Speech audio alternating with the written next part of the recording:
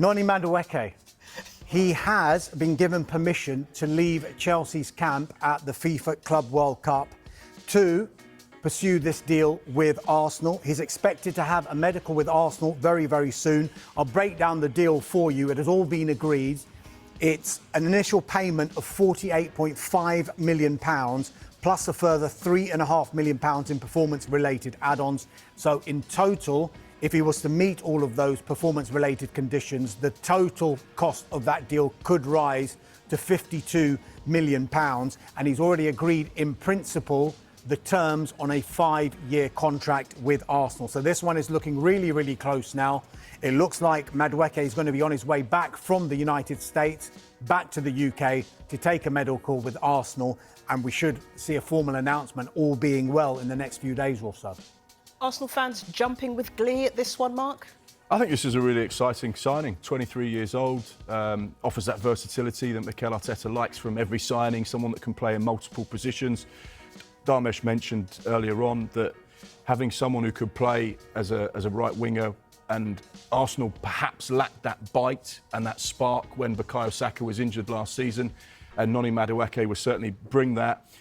Just the 2 starts in the Club World Cup for Chelsea maybe was a little indication that he wasn't a part of the furniture moving forward.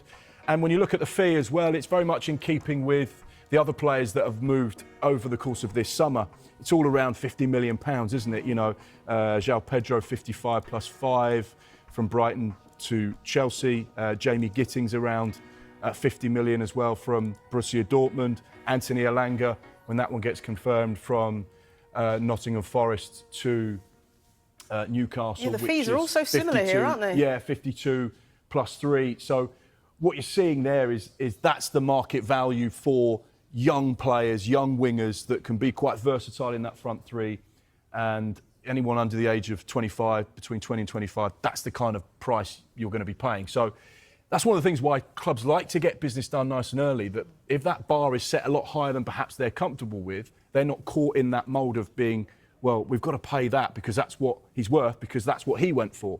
And that's why you see some teams get their business done nice and early. But it looks like a really sensible piece of business for Arsenal, and I think he could be another one of those players. This is what clubs are starting to do, though, because they are looking at the market value of certain players in that same position like Madueke. And Chelsea will have every right to say, well, if this player is going for this much money, then this is how we should value Noni Madueke at. It's the same with the whole Manchester United and Brian Mbeumo, because Brentford are probably thinking they bought Matheus Cunha for £62.5 million.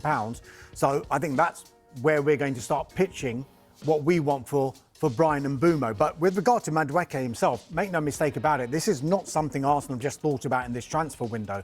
They've kept an eye on his development now for the past couple of years in Madueke. Clearly, they've pinpointed areas in this transfer window where they need to strengthen. And I think, Mark alluded to it there, something that happened last season when they had all of these injuries. And maybe they thought when Saka was injured, yes, they had Ethan Nwaneri, but he was just coming into the team. Did they have anyone else who could go into that position who had Premier League experience previously and who could keep Arsenal at relatively a good level as maybe Saka was keeping him at? But now that they're looking at all of these other players and filling in the number 2 goalkeeper position, they've got their 2 midfielders in Norgard and Martin Zubimendi, following the departures of Jorginho and Thomas Partey. They're starting to look at all of their squad and thinking, right, we've found out where the holes are, let's fill them. And if you look at their squad strength now, Madueke, as Mark said there, can play on both wings. Add that to Gabriel Martinelli, Leandro Trossard, Bukayo Saka, Ethan Nwaneri, and you're starting to look at real strength in depth in those positions for Arsenal. Reece Nelson as well, he's still an Arsenal player. How good of a move, though, is this for Madueke? Is he going to be going from a fringe player at Chelsea to a fringe player at Arsenal? Is he not a starter? Is that what we're saying? No, he's going to have to fight for his place. I think Arsenal want to increase competition in every single area of that pitch.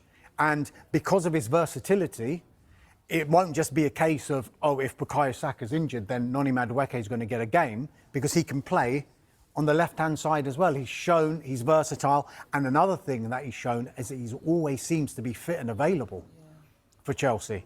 and he's been a regular for them, and he's won trophies with Chelsea as well. So I think I think there was a little bit of pushback on social media, depending on whether that's a good gauge or not, from some Arsenal fans thinking, is this a good signing or not? He's an England international. What would you say to the Arsenal fans? Listen, I think Mark said it all there, but the qualities of Noni Madueke, I think it is a good signing, if and when it does happen, and it will increase competition for Arsenal in those forward positions.